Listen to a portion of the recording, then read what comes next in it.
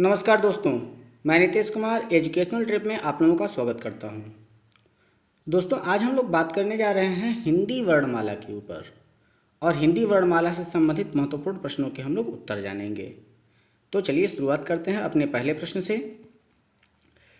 भाषा की सबसे छोटी इकाई है शब्द, व्यंजन, स्वर, वर्ण।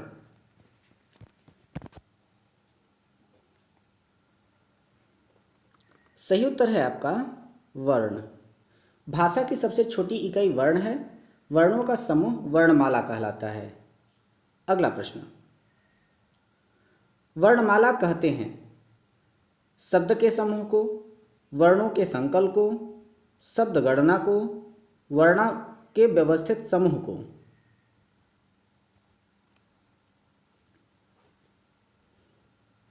सही उत्तर है आपका वर्णों के व्यवस्थित समूह को।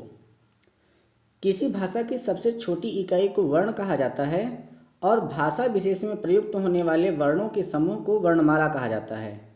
प्रत्येक भाषा के अपने अलग अलग वर्ण और वर्णमाला होते हैं। जैसे कि आप लोग जानते होंगे अंग्रेजी में ABCD होता है, उनके वर्ण और उनकी वर्णमालाएं अलग अलग होती हैं। उसी प्रकार से हमारे यहाँ जो हिंदी है उसमें स्वर और व्यंजन दोनों अलग अलग होते हैं, जिसमें से अ से लेकर अह तक आपके स्वर हो जाते हैं और क से ज्ञ तक जो होते हैं वो आपके व्यंजन हो जाते हैं। अगला प्रश्न, निम्न में से कंठ ध्वनियाँ कौन कौन सी हैं? क ख, य र, च ज, ट अड़।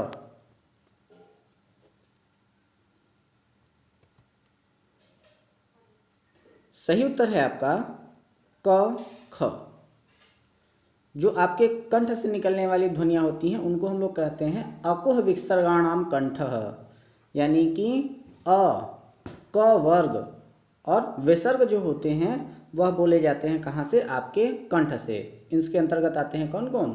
अकुह यानी कि अ, कु का मतलब होता है क वर्ग यानी कि क ख ग घ ह, और इसके अलावा विसर्ग जो होते हैं वह आपके कंठ से बोले जाते हैं।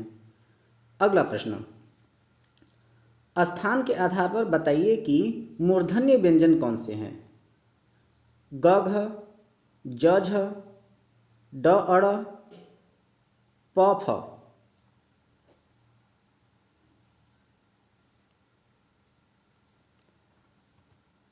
तो सही उत्तर है आपका ड ढ। मूर्धन्य व्यंजन ऐसे किरीट व्यंजन होते हैं जो जिह्वा के वर्ष, कटक और कठोर तालुओं के बीच उच्चारित होते हैं। इनमें ट, ठ, ड, ढ, ड़, अड़ आदि ये सब के सब जो है वो शामिल किए जाते हैं। अगला प्रश्न, निम्न में से अल्प प्राण वर्ण कौन से हैं? अ आ, क ग, थ ध, फ भ।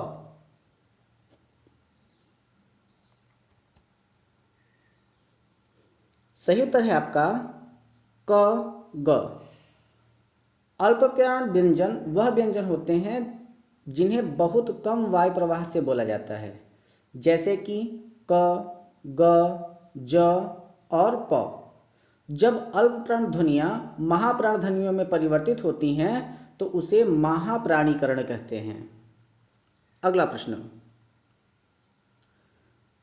निम्न में से नासिक व्यंजन कौन सा है? श, य, ग, ज।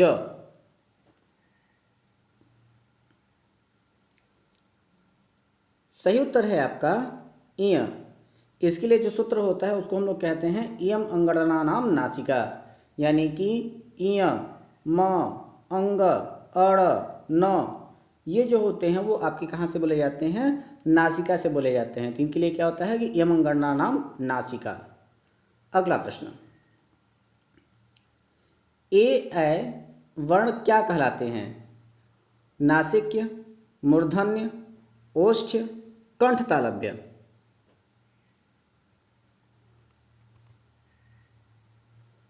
सही उत्तर है कंठ तालव्य, यानी कि ए दैतो कंठ तालव्य।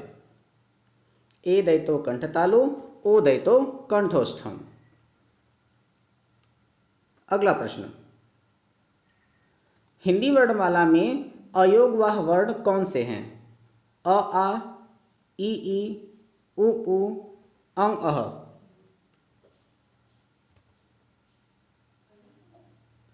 सही उत्तर है आपका अंग अह।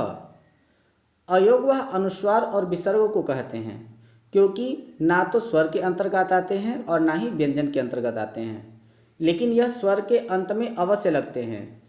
कैसे कि अंग और अह ये दो अयोगवाह वर्ण हैं। अगला प्रश्न,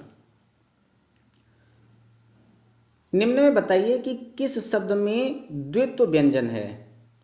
पुनः, इलाहाबाद, दिल्ली, उत्साह।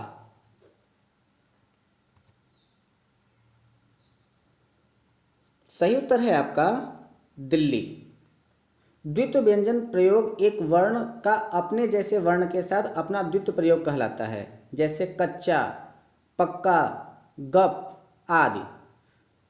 क च ट त प वर्ग के दूसरे व चौथे वर्ण का द्वित्व नहीं होता है।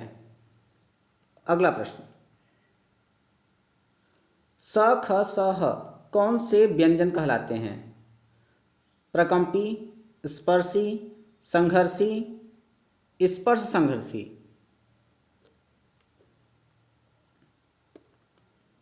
सही उत्तर है आपका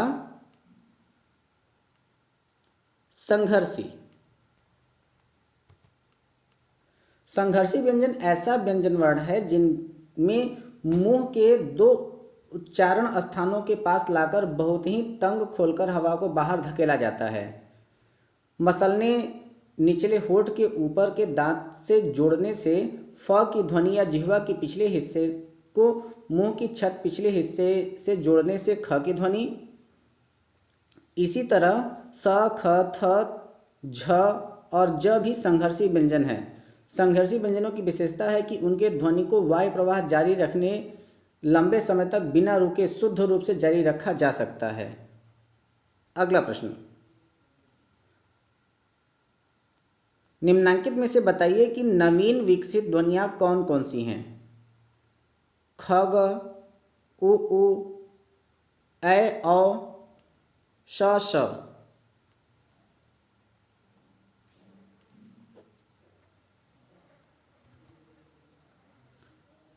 तो सही उत्तर है आपका ख ग। अगला प्रश्न, निम्न में से कौन सा घोष वर्ण है?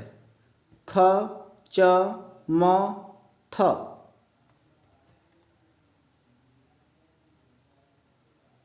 सही उत्तर है आपका म। जिन वर्णों के उच्चारण में केवल नाद का उपयोग होता है उन्हें घोष वर्ण कहते हैं। इनकी संख्या 31 होती है, जो इस प्रकार है। इनमें सभी स्वर अ से ओ तक और ग घ अंग, ज झ इय, ड ढ अड़, द ध न, ब भ म, य र ल व ह, ये जो है वो आपके घोष वर्ण के अंतर्गत आते हैं, जिनकी संख्या कुल 31 हो जाती है। अगला प्रश्न, कौन सा अमानक वर्ण है? ख, घ, म, ध। सही उत्तर है आपका म। अगला प्रश्न, क, ग, ज, फ ध्वनियाँ किसकी हैं? संस्कृत की, अरबी फारसी की, अंग्रेजी की, दक्षिणी भाषाओं की।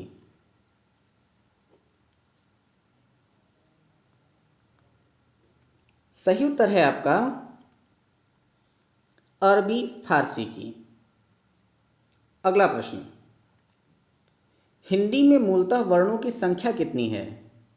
50, 51, 52, 53। सही उत्तर है आपका 52। हिंदी के लिए प्रयुक्त देवनागरी लिपि में कुल 52 वर्ण हैं, जिनमें 11 मूल स्वर वर्ण हैं जिनमें री का उच्चारण अपस्वर जैसा नहीं होता। 33 मूल व्यंजन हैं, 2 उत्क्षिप्त व्यंजन हैं, 2 अयोगवाह हैं और 4 संयुक्ताक्षर व्यंजन हैं। हिंदी भाषा में प्रयुक्त एकल लिपि चिन्ह वर्ण कहलाता है, जैसे अ, आ, ई, उ, क, ख आदि। अगला प्रश्न, छ ध्वनि किसके अंतर्गत आती है? मूल स्वर, घोष वर्ण, संयुक्त वर्ण, तालव्य।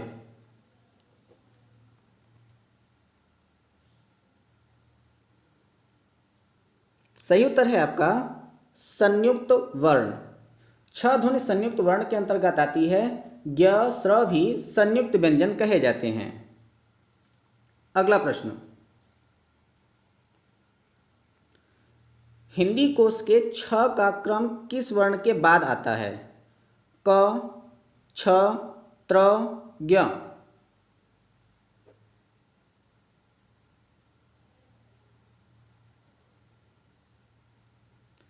सही उत्तर है आपका क। हिंदी शब्दकोश में छ का क्रम क वर्ण के बाद आता है। यह एक संयुक्त व्यंजन है जो क और खटकोण ख वर्णों के योग से मिलकर बना होता है। अगला प्रश्न, ज्ञ वर्ण किन वर्णों के संयोग से बना है? ज, य, ज, य, ज, ध, ज, य।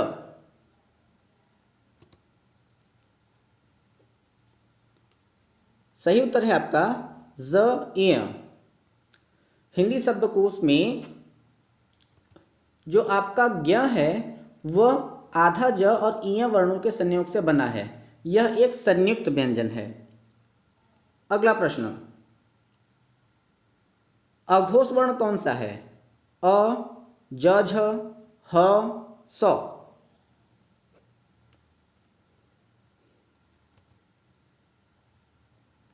तो इसमें आपका जो है वो स जो है वो आपका अघोष वर्ण के अंतर्गत आएगा। जिन वर्णों का उच्चारण की नाद की जगह केवल श्वास का उपयोग होता है उन्हें अघोष वर्ण कहते हैं। इनकी संख्या 13 है। वो कौन कौन से हैं? क, ख, च, छ, ट, ठ, त, थ, प, फ, श, स। ठीक है, यानी कि जो आपका छोटा वाला स है वो आपके सघोष के अंतर्गत आता है, अघोष के अंतर्गत नहीं आता। अगला प्रश्न, घ का उच्चारण स्थान कौन सा है? मूर्धा, कंठ, तालु, दंत।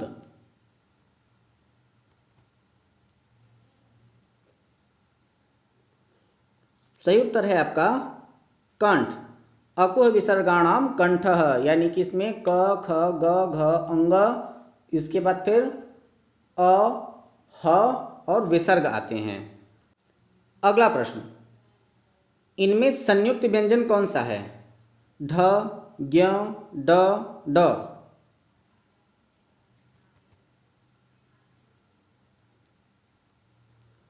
सही उत्तर है आपका ज्ञ। संयुक्त व्यंजन हिंदी वर्णमाला में इनकी संख्या कुल 4 है, जो कि छ, त्र, ज्ञ और स्र हैं। अगला प्रश्न, निम्नलिखित में से कौन सा वर्ण उच्चारण की दृष्टि से दंत नहीं है? त, न, द, ट।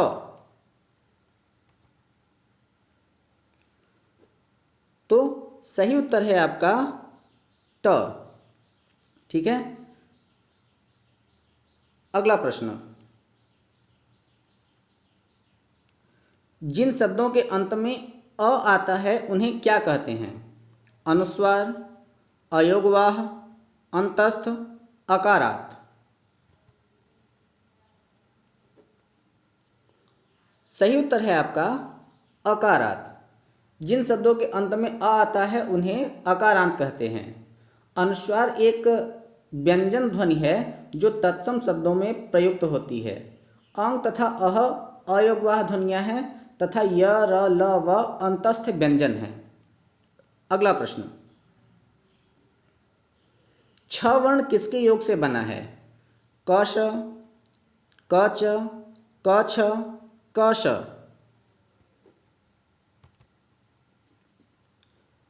सही उत्तर है आपका क श। अगला प्रश्न, हिंदी वर्णमाला से स्वरों की कुल संख्या कितनी है? 10, 11, 12, 13।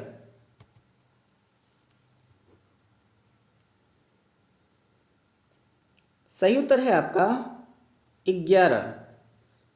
हिंदी भाषा में कुल स्वरों की संख्या कितनी हो जाती है? तो वह आपकी 11 हो जाती है। अगला प्रश्न, निम्नलिखित में से कौन सा स्वर नहीं है? अ, उ, ए, य।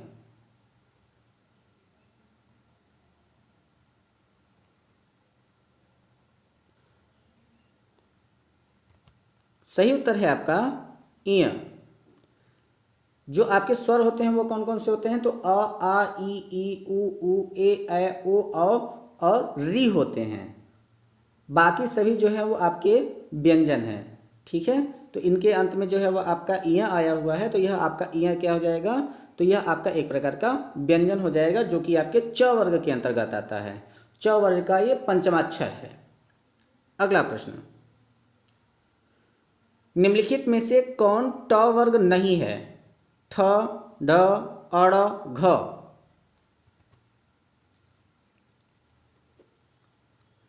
सही उत्तर है आपका घ। आप लोग जानते हैं यहाँ पर कि जो आपका घ है वो आपके क वर्ग के अंतर्गत आता है, जो कि अकुह विसर्गाणाम कंठः में आता है। तो ये आपका यहाँ पर नहीं होगा, बाकी आपके ट, ठ, ड, ढ, अड़ ये सब एक साथ आते हैं। अगला प्रश्न, हिंदी वर्णमाला में व्यंजनों की संख्या है 32, 34, 33, 36।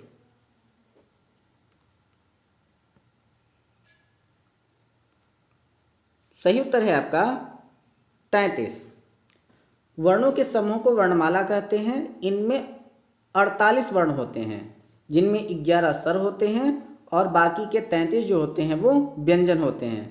जबकि कुल व्यंजन जो है वो 35 होते हैं। 2 उच्छिष्ट व्यंजन और 2 अयोगवाह होते हैं।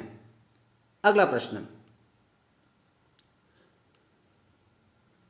निम्नलिखित में से कौन सा पंचस्वर है? आ, ई, ज, ढ।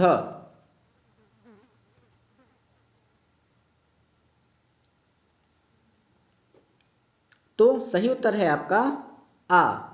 पंचस्वर, जिन स्वरों का उच्चारण जिह्वा का पिछला भाग सक्रिय रहता है उन्हें पश्च स्वर कहते हैं, जैसे कि आ, उ, औ, आ आदि। अगला, निम्नलिखित में से कौन सा अयोगवाह है? विसर्ग, महाप्राण, संयुक्त व्यंजन, अल्प प्राण।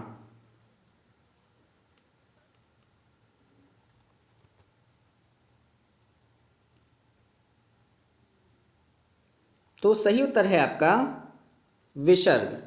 जो विसर्ग होते हैं वह आपके किस में आते हैं? तो वह आपके अयोगवाह के अंतर्गत आते हैं। अयोगवाह में आपके कौन होते हैं? तो आपके विसर्ग होते हैं, जिसको अनुस्वार और विसर्ग कहते हैं, क्योंकि यह ना तो स्वर के अंतर्गत आते हैं और ना ही व्यंजन के अंतर्गत आते हैं। इसके अतिरिक्त 2 अयोगवाह होते हैं। अयोगवाह से तात्पर्य उन वर्णों से होता है जो ना स्वर है ना व्यंजन है। इन स्वर वर्ण का उच्चारण स्वतंत्र रूप से होता है, जैसे कि अ, ई, उ, ए। अगला प्रश्न, छ ध्वनि का उच्चारण स्थान है दंत्य, ओष्ठ, तालव्य, इनमें से कोई नहीं।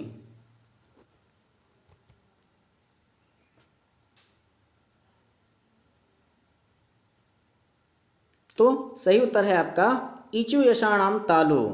जो आपके इचु यशाणाम तालु यानी कि ई और च वर्ग होते हैं वह आपके किसके अंतर्गत आते हैं? तो वह आपके तालव्य के अंतर्गत आते हैं। और यह जो आपका छ है वह आपके च वर्ग के अंतर्गत आता है, यानी कि च, छ, ज, झ के अंतर्गत यह आता है। अगला प्रश्न, निम्नलिखित में से कौन सा संयुक्त व्यंजन नहीं है? छ, ख, त्र, ज्ञ। तो सही उत्तर है आपका जो श है वह आपके संयुक्त व्यंजन के अंतर्गत नहीं आता। संयुक्त व्यंजन के अंतर्गत केवल 4 आते हैं। वो कौन कौन से आपके? छ, त्र, ज्ञ और स्र होते हैं। अगला प्रश्न, तालव्य व्यंजन है च छ ज झ ट ठ ड ढ त थ द ध प फ ब भ।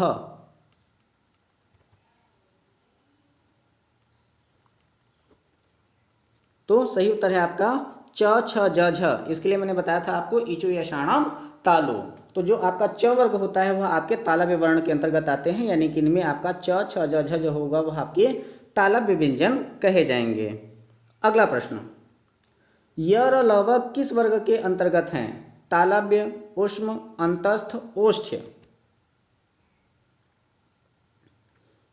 तो जो आपके य र ल व हैं वह आपके अंत्यस्थ व्यंजन कहे जाते हैं। ध्यान दीजिएगा इस बात का कि जो आपके य र ल व है वह आपके अंत्यस्थ व्यंजन कहे जाते हैं। ठीक है, चलिए अगला प्रश्न, अनुनासिक का संबंध होता है केवल नाक से, केवल मुंह से, नाक और मुंह से, इनमें से कोई नहीं।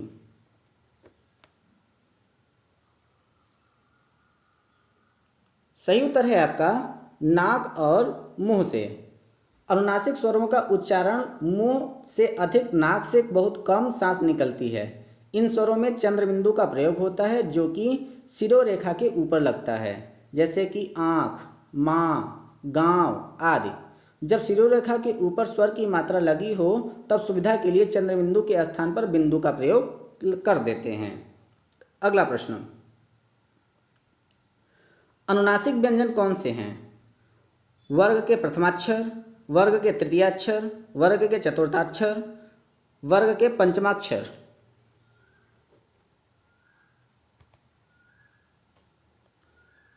सही उत्तर है आपके जो वर्ग के आपके पंचमाक्षर होते हैं वह आपके अनुनासिक व्यंजन कहे जाते हैं। अनुनासिक स्वर जो है वो आपके अनुनासिक स्वर मूल रूप से व्यंजन है। इनका प्रयोग के कारण कुछ वर्गों का अर्थ अंतर आ जाता है, जैसे कि हंस, हंस, धूल, गांव, मुंह, धुंधले, कुआं, चाँद, भांति, कांच आदि। ठीक है, तो जैसे कि अगर आप देख लेंगे कि अगर यहाँ पर हम अनुनासिक स्वर की ही बात करें, जैसे कि मैंने कहा क्या आपका हंस और हंस। ठीक है, तो जो आपका हंस है वो आपका एक प्रकार का पक्षी हो जाता है और जो हंस है वो आपके हंसने की क्रिया हो जाती है। अगला प्रश्न, हिंदी वर्णमाला में स्वरों की संख्या है 8, 9, 11, 14।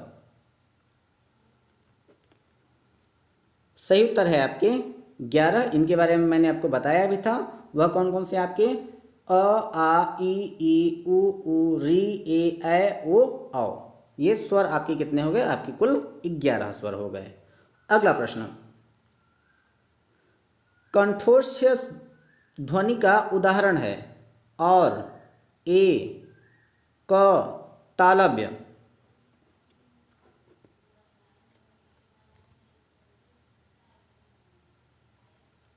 तो आपका सही उत्तर है और। कंठोष्य ध्वनि का उदाहरण और है। ओ और औ कंठोष्य के प्रकार के वर्ण कहे जाते हैं। अगला प्रश्न, भाषा निर्माण की इकाइयों का सही अनुक्रम है शब्द, ध्वनि, वाक्य, पद। शब्द, वाक्य, ध्वनि, पद, पद, वाक्य, ध्वनि, शब्द, ध्वनि, शब्द, पद, वाक्य।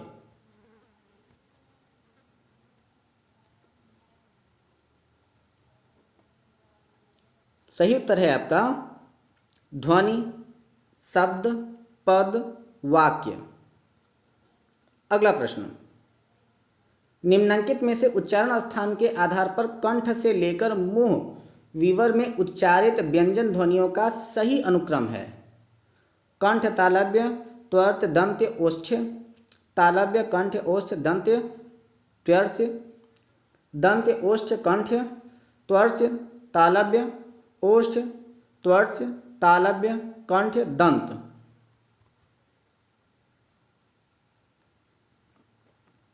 तो आपका सही उत्तर हो जाएगा कंठ, तालव्य, वर्त्य, दंत और ओष्ठ। दोस्तों हम आशा करते हैं आपको हमारी यह प्रश्नों की श्रृंखला पसंद आई होगी। अगर आपको हमारे प्रश्नों की यह श्रृंखला पसंद आई हो तो प्लीज़ हमारे इस चैनल को सब्सक्राइब करके बेल आइकन जरूर दबा दें। ऐसे ही प्रश्नों की श्रृंखला हम आपके सामने लेकर के उपस्थित होते रहेंगे और जब जब हमें आवश्यकता मिलेगी और जब जब हमको समय मिलेगा तब तब हम आपके लिए वीडियो क्लासेस आपको हम देते रहेंगे। तब तक जुड़े रहें हमारे वीडियो के साथ, जुड़ते रहें, हंसते रहें, मुस्कुराते रहें, अपना और अपनों का ख्याल रखें। मिलते हैं अपने अगले वीडियो में कुछ ऐसे ही इंटरेस्टिंग नए फैक्ट्स के साथ। तब तक अपना ख्याल रखें। धन्यवाद।